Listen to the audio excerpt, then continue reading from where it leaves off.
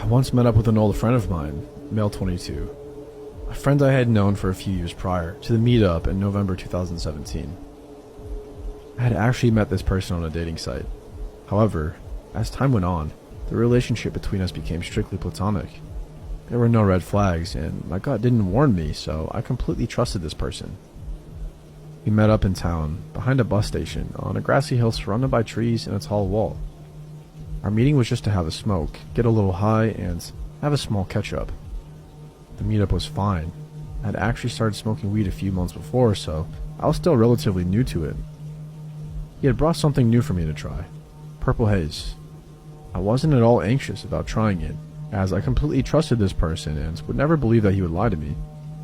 He packed a full blunt for me, but I only managed to smoke a quarter of it.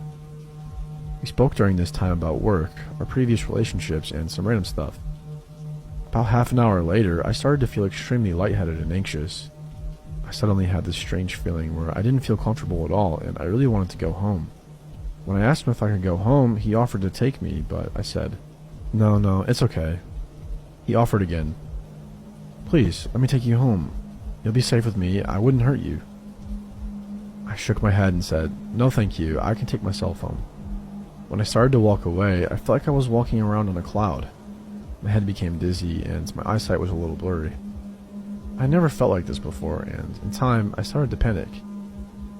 When we made our way down the hill toward the bus station, I was relieved, as there were a lot of people around, so if anything happened, someone would step in. I became extremely terrified of him. I had this horrible feeling in my gut that told me to get away from him, and when I got to the bus station, I told him that I would call my taxi here and go home. His tone was no longer nice, but very stern. I'm going to take you home now. And he began to pull at my jacket. I told him, no, that I was going home on my own. He pulled my jacket harder and I fell against him.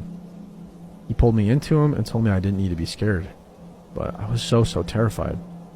At this point, I started to feel paranoid and I couldn't see properly. I pushed him away from me and rubbed my eyes and called for a taxi. He tried to pull my phone from me and yelled in my face. You ever listen?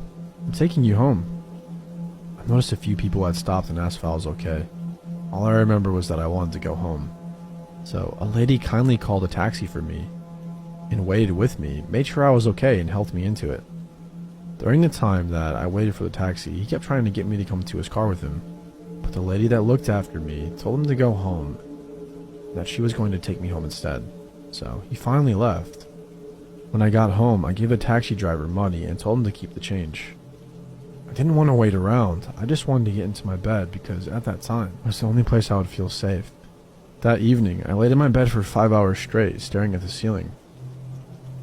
I don't remember if I thought about anything, or if my mom came in at any time. I just remember lying in bed doing nothing until the paranoia and the sickly feeling began to wear off. I remember looking at my phone and seeing I had 32 missed calls from him, 10 voicemails left, and 50 plus messages. The messages were weird. He had sent around 20, just asking where I was and when I got home. And in one of the voicemails, he told me how he had this fantasy of taking me home while drugged up and tying me up. He wanted to blindfold me, and he wanted me to submit myself to him. I freaked out and blocked him on all social media, Instagram, Snapchat, and Discord, and I blocked his number. Before the blocking, I told him if he ever contacted me again that I would call the police. I heard nothing from him for a month until I received a text from an unknown number asking me how I was. I hadn't given my number to anyone, so I ignored it.